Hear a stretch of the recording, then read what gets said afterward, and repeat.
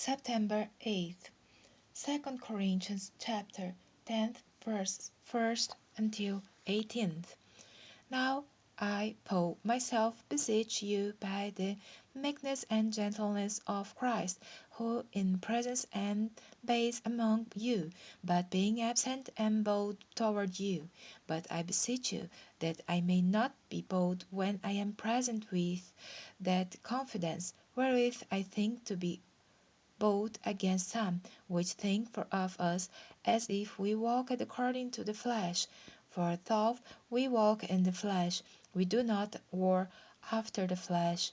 For the weapons of our warfare are not carnal, but mighty through God to the pulling down of strongholds, casting down imaginations and every high thing that exalteth itself against the knowledge of God, and bringing into captivity every thought to the obedience of Christ, and having a readiness to revenge all disobedience, when your obedience is fulfilled.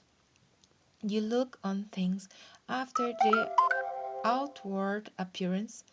If any man trust to himself that he is Christ, let him of himself think this again, that as he is Christ, even so are we Christ's.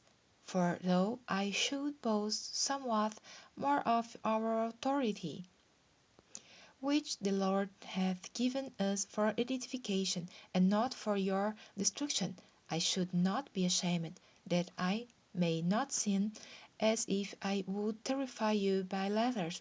For his letters, say they, are weighty and powerful, but his bodily presence is weak, and his speech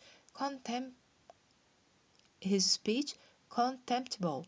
Let such a one think this, that such as we are in word by letters when we are absent, such will we be also in deed when we are present. For we dare not make ourselves of the number, or compare ourselves with some that commend themselves. But they, measure, measuring themselves by themselves, and comparing themselves among themselves, are not wise.